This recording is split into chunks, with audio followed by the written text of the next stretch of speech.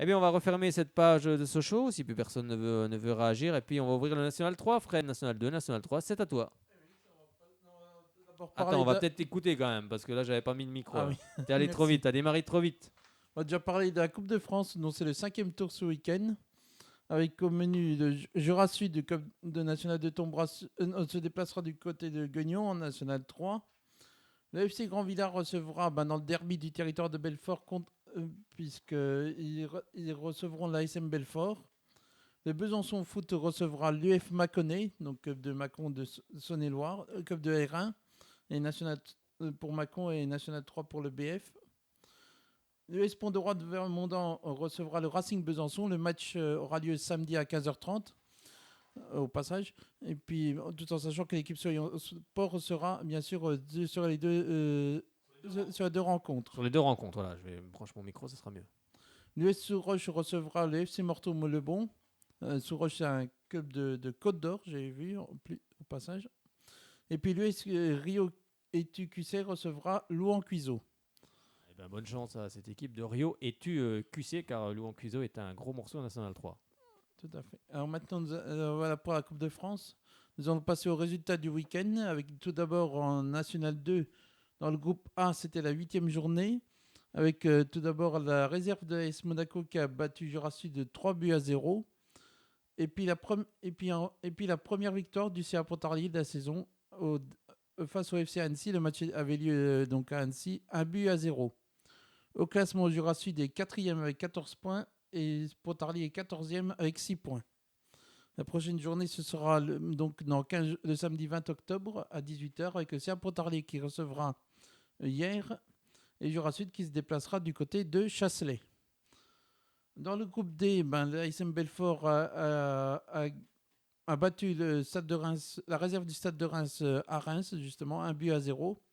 Au classement, les Belfortins sont 6e avec 13 points. Et la prochaine journée, ils recevront le club du chef du Pas-de-Calais. Il s'agit d'Arras. Alors, nous allons passer à la 6e journée de National 3. Avec donc, comme nous venons de le dire, donc, le Jura de Loire qui a battu la réserve du FC Sochaux 2 à 0. Le FC Morteau-Mollebon et Grand Villard ont fait match nul, un but partout. Et puis le match que nous avons suivi ensemble samedi après-midi, le fameux derby byzantin. Est-ce que tu as les autres résultats Maintenant, dans le c'était championnat? quasiment c'était que des clubs franc-comtois qui D'accord, ok, s'affrontaient. ça marche. Donc là, tu parles du derby alors. Du derby byzantin, donc le Besançon Foot qui a battu le Racing Besançon 1 but à 0. Sur un coup franc de Raphaël Calonge. Et nous Eh bien, allons écouter justement les différentes réactions que nous avons pu. eh bien, on va commencer par le Racing Besançon, car c'est le Oui. Racing Besançon qui recevait. Et on va commencer par l'entraîneur du Racing Besançon, qui n'est autre qu'Alex Pep. On va passer à Alexandre Pep. Alexandre, bon, je suppose que ça doit être un peu la même analyse. Qu'est-ce qu'il a manqué ce soir au Racing Besançon, malgré, comme on l'a répété, un bon contenu tout de même dans cette rencontre? Oui, on a eu une première 20 premières minutes, une petite première demi-heure un petit peu timide. Parce que, comme le dit Alex, on voulait être bien en place, bien organisé pour pas prendre de but. Et par la suite, on a commencé à bien sortir, on a pris un petit peu le dessus dans le jeu, je pense. Ce qu'il a manqué ce soir, c'est un brin de réussite. Et on a une frappe sur la barre, on a un face-à-face d'Amine en deuxième mi-temps que le gardien joue très bien. Donc ce qu'il a manqué, c'est, je pense, un brin de réussite. Sur un derby, on sait que c'est toujours des matchs assez fermés et que ça peut tourner sur coup de pied arrêté. Ce soir, on prend un but sur coup de pied arrêté, on fait une barre, on a une occasion de un face-à-face qu'on marque pas. Donc aujourd'hui, on a ce brin de réussite en moins parce que je pense que sur le début de saison, on mérite pas d'avoir ce brin de réussite.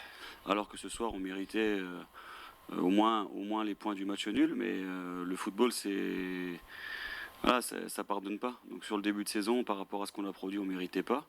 Ce soir, on méritait, mais vu que sur le début de saison, on mérite pas, ça tourne pas pour nous pour l'instant.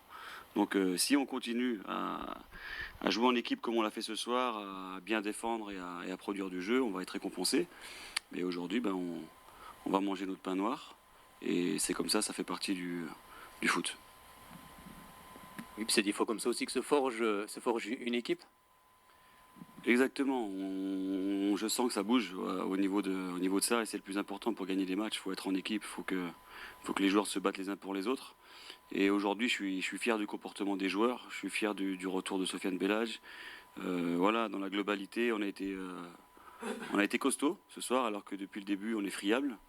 Malheureusement, le score est d'1-0 à domicile, donc au niveau comptable, c'est négatif. Mais voilà, on va travailler pour prendre des points, et tout en jouant, parce que c'est la clé. Alors à la pause justement, il y avait 0 partout. C'était quoi le discours de continuer, de prendre en tout cas ce qui s'est passé en fin de première période, de le reproduire en seconde période? C'est ce qu'on a vu d'ailleurs. Oui, c'est ce qu'on a voulu faire. On était à domicile, il faut qu'on gagne. Donc pour gagner, il faut pousser, il faut jouer, il faut avancer, il faut presser. Et voilà, donc c'était le discours qu'on a tenu à la mi-temps pour être dans la continuité de la fin de première période. Et ça tourne à très peu de choses. Mais voilà le discours que je leur ai tenu. Et malheureusement, ce soir, ça n'a pas tourné pour nous. Donc on va se taire, on va se reposer. Et à partir de lundi, on va travailler. Et je suis persuadé qu'on va rebondir. Bon, c'est vrai que c'est toujours compliqué de trouver des points positifs dans une défaite, mais ce soir, c'est justement l'état d'esprit qu'il faut garder, l'état d'esprit d'aller de l'avant. Et ce qui s'est passé en seconde période où le Besançon Football a quand même subi les assauts du Racing. Il y a des points positifs ce soir. Et il y a des points positifs. Il y a une équipe qui est en train de naître. Il y a une organisation défensive qui a été performante. Malheureusement, on prend un but sur coup de pied arrêté direct. On a été beaucoup plus solide sur coup franc excentré au corner défensif. Donc il y a un contenu qui est bon. Dans le jeu, il y a eu des bonnes choses. Donc il y a des points positifs à tirer de ce match. Malheureusement, on prend 0 points. Et on ne retient pas que les contenus ou l'état d'esprit dans le foot. On retient surtout les points. Prochain match, ce sera en Coupe de France. Le championnat s'arrête encore une fois pour la Coupe de France face à Pont-de-Roi de Vermondans. Bon, ça va être aussi un tout autre match, c'est une autre compétition. Exactement, c'est une compétition qui pour l'instant nous fait du bien sur le championnat parce qu'elle nous permet de gagner des matchs, de faire des matchs pour que les joueurs aient du temps de jeu en commun. Donc on va aller à Pont-de-Roi la semaine prochaine déterminée. Il y a une place au 6e tour en jeu. Donc j'espère que les joueurs auront à cœur de passer et de donner un peu de bonheur à notre public et à notre club parce que voilà, le début de saison il est compliqué, mais on est dans un grand club avec des bénévoles, des dirigeants, des éducateurs, des joueurs qui se serrent les coudes, un comité directeur, et tous ensemble on va faire tourner les choses. Merci beaucoup Alexandre. C'était Alexandre Pep, l'entraîneur du Racing Besançon. Eh bien, on va écouter le défenseur central de cette équipe aussi également du Racing Besançon, Alexandre Perrault. On est avec Alexandre Perrault, Alexandre Pep et Manfred Ekwe-Ebele. Après la défaite ici face au Besançon Football, c'était le derby dans la capitale comtoise. Bon, ce soir, le Racing a quand même produit un bon contenu, mais ça s'est joué sur un coup de pied arrêté, un coup franc bien tiré par le Besançon Football, Alexandre. Oui, voilà, on a eu un match très serré. On connaissait la solidité de l'adversaire. Ils avaient encaissé que 2 buts. Nous, contrario, on avait à cœur de ne pas prendre de but ce match-là. Malheureusement, ça a basculé sur un coup de pied arrêté, sur un fait de jeu. Et c'est triste de perdre là-dessus, quoi. C'est vrai que ça a été une première mi-temps très serrée. Personne ne voulait perdre, bien évidemment, cette rencontre. Mais le Racing, en fin de première période, a poussé et a trouvé même la barre transversale grâce à Aminaka. C'est justement à la mi-temps, vous vous êtes dit, faut continuer comme ça en deuxième période? C'est exactement ça. En fin de première, le match aurait pu basculer de notre côté. Malheureusement, le ballon ne rentre pas. On est reparti sur le même état d'esprit pour la deuxième mi-temps. Et essayer de produire plus de jeu, mettre du rythme. Et malheureusement, ça n'a pas basculé en notre faveur. C'est comme ça, c'est le football. Merci beaucoup, Alexandre. C'était Alexandre Perrault, le défenseur central du Racing Besançon, et on va écouter cette fois-ci Manfred Ekwe-Ebele, le milieu de terrain défensif de cette équipe du Racing Besançon, et après on aura les réactions du Besançon au football avec Lucas Quenin et également le buteur Raphaël Calonge. C'est Manfred Ekwe-Ebele. Bon, ce soir c'était ton premier derby ici face au Besançon Football. Bon, comment on en ressort? Bien sûr, il y a forcément de la déception. C'est sûr, la déception. Par rapport au résultat, mais aussi l'énergie dépensée ce soir. C'est un match qu'on avait plutôt bien préparé dans la semaine. On avait discuté entre les joueurs et on avait à cœur de non seulement offrir un bon contenu, mais aussi sortir avec la victoire ce soir. Et là, c'est sûr que ça fait d'autant plus mal qu'effectivement c'est un derby et que c'est pas un petit derby, quoi. Quel que soit le niveau auquel on joue, c'est quand même un match qui a une grosse importance dans la région, notamment dans la ville de Besançon. Alors justement, il faut garder, comme on le disait, l'état d'esprit, ce qu'on a vu en fin de première période et surtout ce qui s'est passé en seconde période, un Racing Besançon qui a toujours été de l'avant. Oui, c'est sûr. C'est sûr. Oui, effectivement, la première demi-heure par rapport au scénario du match, c'est-à-dire que c'est un derby, c'est une grosse rivalité, et du coup il y avait effectivement un petit peu de crispation durant cette première demi-heure, mais au fur et à mesure du temps, on a vu qu'il y avait possibilité. La possibilité, on l'a vu sur les 15 dernières minutes, et effectivement, à la mi-temps, on en avait discuté. On s'était dit qu'en restant en place comme ça et en continuant à produire du jeu, ça devrait passer. Malheureusement, c'est un peu notre situation depuis le début de saison.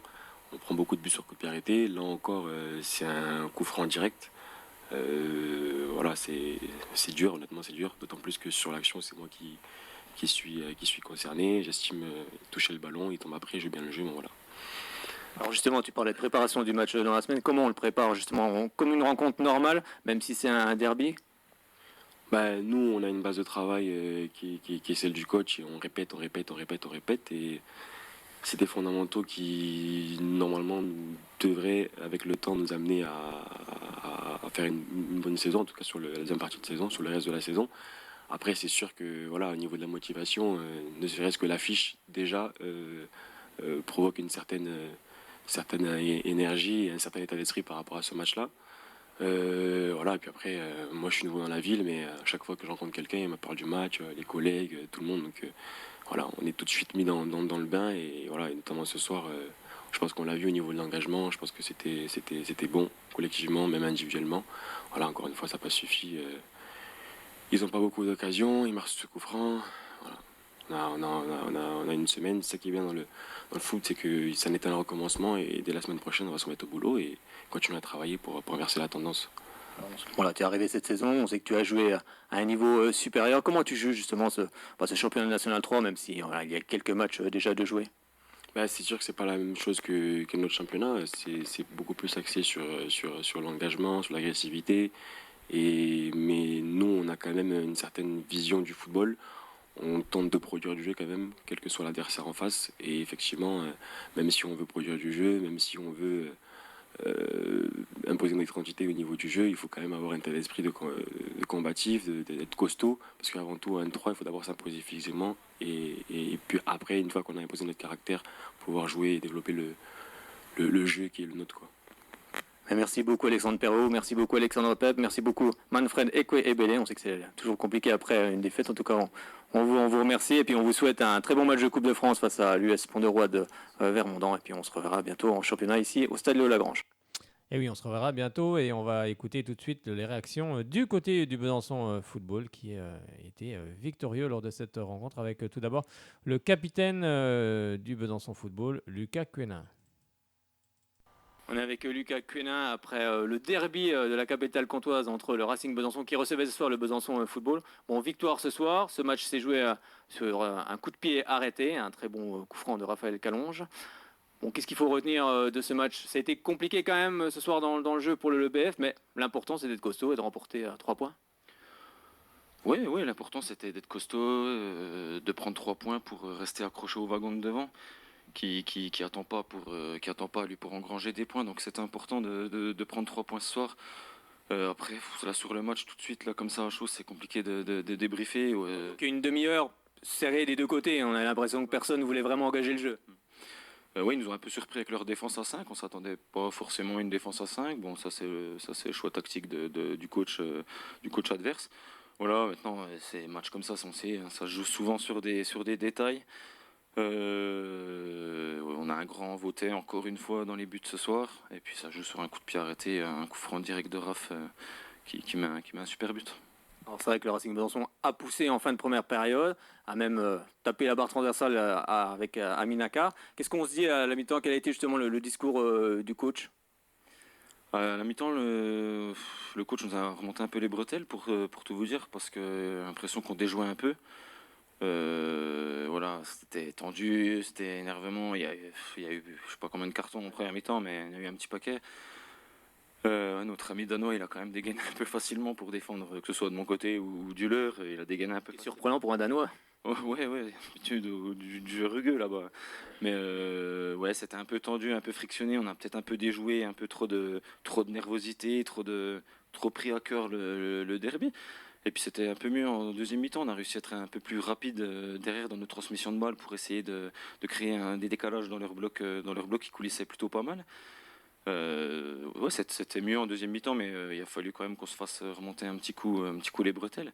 Après, ils ont la barre en première mi-temps. Il me semble que Bellach touche aussi le poteau là, à la fin. Bon, je pense que Robin, sur les deux, il touche les deux. Mais après, voilà, en première mi-temps, on leur donne un peu à manger aussi. Hein. C'est deux contre, on a à l'extérieur, entre guillemets, mais on leur donne à manger parce qu'on prend deux contre et on ne doit pas se faire contrer dans ces matchs-là. Alors c'est vrai que justement, quelle a été la préparation cette semaine à l'entraînement? Est-ce qu'on le prépare de la même façon? Est-ce qu'il y a quand même, voilà, ça reste quand même un derby. Bien sûr, ça reste un derby avec tous les événements qui s'est passé cet été. On va pas rappeler tous les faits. Après, voilà, il faut essayer d'être serein, de le préparer le mieux possible. Mais c'est inévitable. Le vendredi, il y a un peu de montée en pression et on l'a ressenti. Le coach a d'ailleurs été obligé d'écourter un peu la séance vendredi parce qu'il y avait tellement d'excitation, tellement envie d'être aujourd'hui, d'être ce soir, que voilà, il fallait pas faire n'importe quoi. Mais on a essayé de le préparer mardi, mercredi, normalement. On a travaillé comme on a fait d'habitude. Il faut essayer de pas trop changer ses habitudes. Alors, prochain match, ce sera en Coupe de France. Justement, est-ce que c'est bien de basculer tout de suite sur la Coupe de France ou alors est-ce qu'on aimerait bien rester sur le championnat? C'est la période un petit peu, je vais pas dire pénible, parce qu'on a la chance d'être encore qualifié en Coupe de France. Mais c'est un peu, ouais, voilà, il faut tout de suite basculer en mode coupe où là forcément il y a un vainqueur où il faut pas passer pour des babins en étant sorti par une équipe inférieure à nous hiérarchiquement. Voilà, en plus on a la chance que ce soit à la maison, donc il faudra être au moins aussi sérieux que ce soir, au moins aussi bon défensivement que ce soir pour pas concéder trop d'occasions. Et puis essayer d'être un peu plus réaliste par contre que ce soir et que depuis le début de saison en championnat pour essayer de marquer et puis se mettre à l'abri sans trop user d'énergie. Même si cette équipe va certainement nous donner du fil à retordre. Oui, parce que c'est vrai que c'était ce soir deux oppositions de style. C'est d'un côté le Racing Besançon qui marque beaucoup et prend beaucoup de buts, et de l'autre côté le Besançon Football qui lui marque peu mais prend beaucoup moins de buts. Oui, c'est deux styles complètement opposés. On savait qu'on aurait la place de marquer. Ça se fait une fois de plus sur coup de pied arrêté. C'est dommage qu'on marque pas dans le jeu. Bon, enfin, je le prends quand même, le but sur coup de pied arrêté. Mais...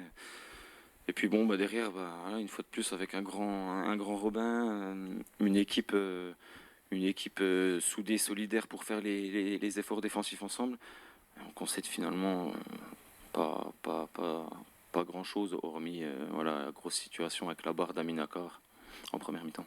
C'est vrai que tu as souligné le fait que Robin Vautey a fait un excellent match, mais aussi il est venu calmer tout le monde. Bon, quand ça a été un peu tendu, c'est un jeune gardien et c'est ça qui est quand même surprenant en tout cas. Un jeune gardien plein de caractère, j'ai envie de dire. Plein de talent. Et plein de talent, mais bon, ça maintenant, tout le monde commence à avoir l'habitude de le voir sur les pelouses nationales 3, donc le talent, voilà, tout le monde sait qu'il en a du talent, il n'est pas là pour rien. Même s'il n'a pas des gros mollets, il nous rend bien des services depuis le début de saison et la saison dernière déjà. Eh bien, merci beaucoup Lucas Quenin, et puis à une prochaine fois ici, sans doute en Coupe de France face à Mâcon. Oui, c'était Lucas Quenin, le capitaine du Besançon Football. Eh bien, on va écouter maintenant le buteur de l'unique but lors de cette rencontre sur coup franc, Raphaël Calonge. Raphaël Calonge, ici au stade Léo-Lagrange, après la victoire du Besançon Football face au Racing Besançon, c'était le derby, bien évidemment dans la capitale comtoise. Bon, déjà, qu'est-ce que ça fait de jouer un derby? Est-ce que tu en as joué beaucoup jusqu'à maintenant des derbys? Non, pas tellement. Après, quand j'étais à Selongé, on appelait ça le derby quand on jouait contre le DFCO. Mais là, dans la même ville, c'était la première fois. Écoutez, c'est vrai qu'on en entend beaucoup parler depuis que j'ai signé ici. Ça revient régulièrement et encore plus cette semaine, forcément. Mais ça reste des très bons matchs à jouer. Après, c'est des matchs particuliers parce que peut-être qu'il y a plus de physique qui prend le pas sur le jeu. Donc, c'est des matchs qui sont pas évidents, mais il y a beaucoup de monde dans les tribunes, il y a un petit peu de pression. C'est toujours bon à jouer ces matchs-là. C'était une soirée agréable ce soir, il faisait bon, le soleil était là, il y avait pratiquement 1700 personnes dans les tribunes et aussi deux belles équipes sur le terrain, même si la première demi-heure a été compliquée, comme on le rappelait. Ouais, c'était compliqué, même la première mi-temps, ils nous ont mis un petit peu en difficulté, on a un petit peu déjoué, comme je vous ai dit, on a pris le pas physiquement au lieu de jouer comme on fait d'habitude. C'est une mi-temps qui ne nous ressemble pas forcément, c'est pour ça que le coach a remis les points sur les i à la mi-temps. Donc ouais, c'était une première mi-temps difficile et on a su se reprendre en deuxième. Voilà, avec un petit peu plus de jeu, des transmissions plus rapides, un petit peu plus d'occasions. On a su rester costaud aussi, on prend encore pas de but, c'est bien. C'est vrai que ce genre de match peut se jouer, c'est ce qu'on se disait dans les tribunes, peut se jouer sur coup de pied arrêté. Et c'est ce qui s'est passé justement. Raconte-nous justement ce coup franc que tu as mis et qui offre la victoire au Besançon Football. Tu es habitué de ça, de marquer des coups francs comme ça? Habitué, ce serait me jeter des fleurs, mais non, j'en ai mis quelques-uns l'année dernière avec Solonget. Et, euh, et cette année, je peux les tirer. Le coach me dit que je peux les tirer. On est plusieurs à pouvoir tirer. Et voilà, je vois le gardien adverse, Basile, qui est au milieu des cages. Je pense qu'il va anticiper la frappe par-dessus le mur. Du coup, je décide de tirer à l'opposé. Et ça m'a réussi. Je pense qu'il a cru que j'allais tirer de l'autre côté. Donc c'est pour ça qu'elle va au fond. Donc c'est bien. C'est bien. Alors, prochain match Coupe de France cette fois-ci, comme on disait tout à l'heure à Lucas Quenin. Est-ce qu'on n'a pas envie d'enchaîner justement sur le championnat que de passer par la Coupe de France? C'est toujours compliqué quand on est dans une bonne spirale positive. Ouais, c'est clair, parce que le championnat, ça reste qu'il y a de plus important. Après, la coupe, c'est bien aussi, c'est un truc qui appartient aux joueurs, ça peut être intéressant à jouer. On va le plus loin possible, on peut tirer une grosse équipe. Donc à nous de continuer comme ça, de gagner pour nous donner encore plus de confiance et enchaîner derrière Solonget, justement. Alors, comment tu te sens? C'est vrai que tu es arrivé cette saison au Besançon au football. Comment tu te sens au sein de cette équipe et comment tu sens l'état d'esprit? Je me sens super bien. Franchement, on a un groupe qui vit très bien. J'ai été très bien accueilli ici. Voilà, comme l'état d'esprit est super. On est solide, on est très solide. Il manque encore il manque encore quelques buts si on veut parler de jeu, mais après, l'état d'esprit est bon. Et voilà, j'ai été super bien accueilli. Je regrette pas du tout d'être venu ici. D'accord, bah merci beaucoup Raphaël Carlonge. C'était Raphaël Calonge, le buteur de cette équipe du Besançon Football. Allez, on va embrayer sur le handball. Oui, Fred. Avec le football, là. Ah bah vas-y, dépêche-toi, parce Alors, qu'on n'a plus guère de temps, là. En classement, la réserve du CSM et le Besançon Foot 6e ex aequo avec 9 points.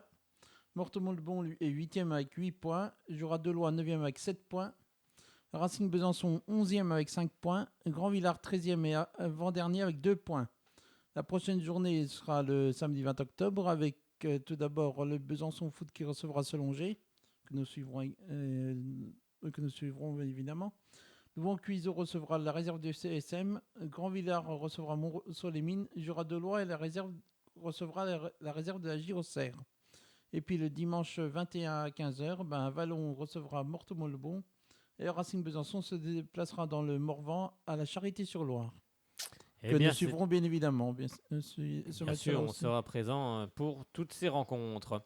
Enfin, pas toutes les rencontres, mais celles bien sûr des deux équipes de la capitale comtoise, car on ne peut hélas suivre tout le monde.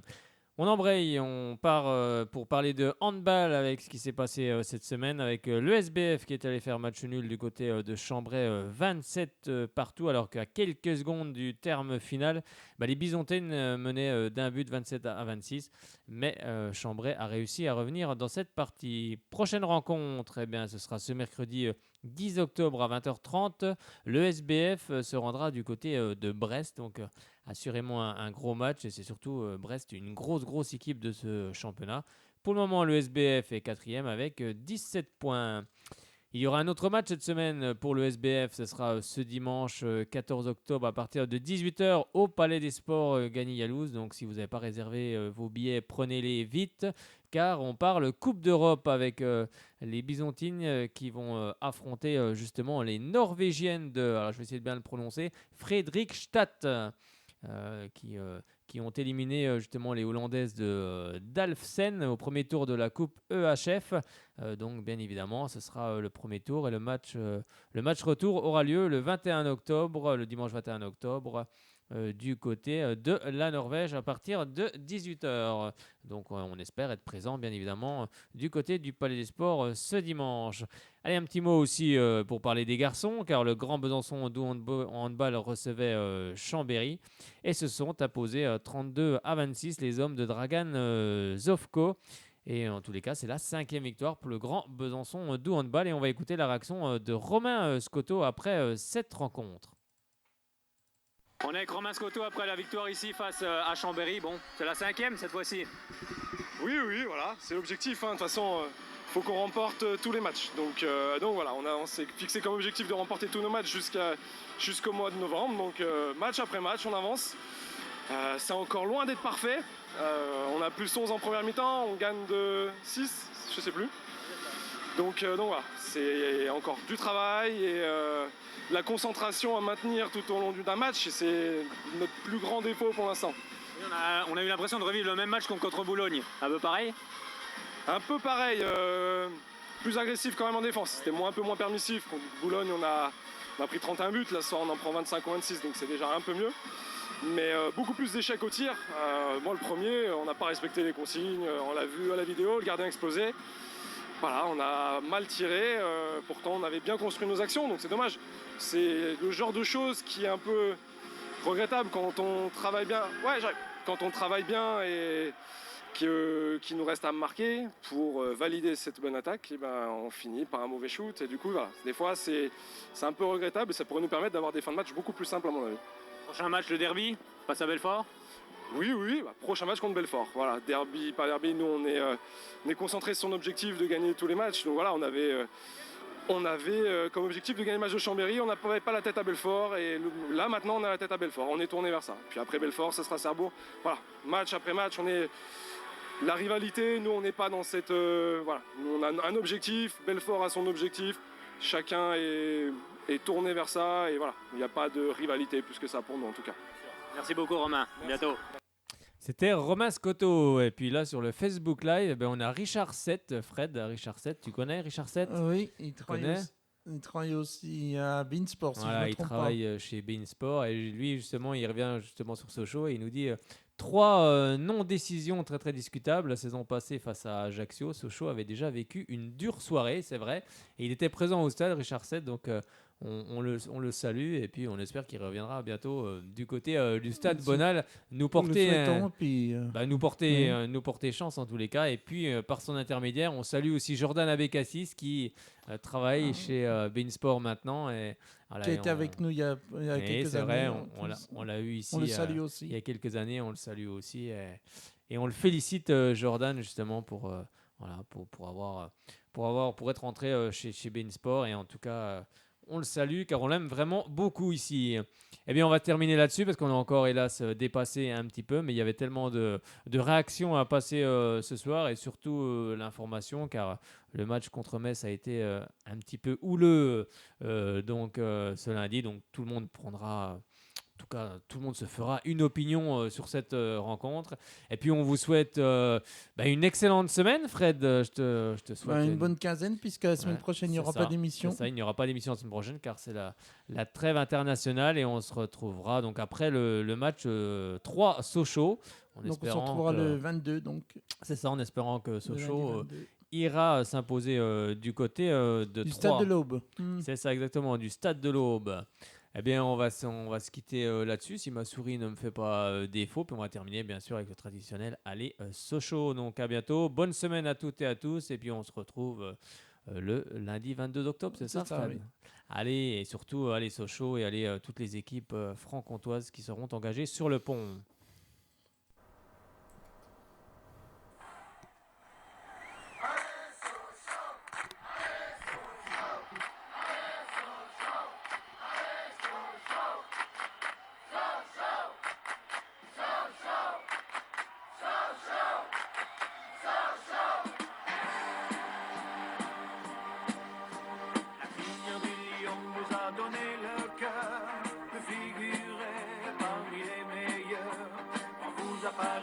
Sur le tapis vert, nous sommes tous convaincus au club des supporters.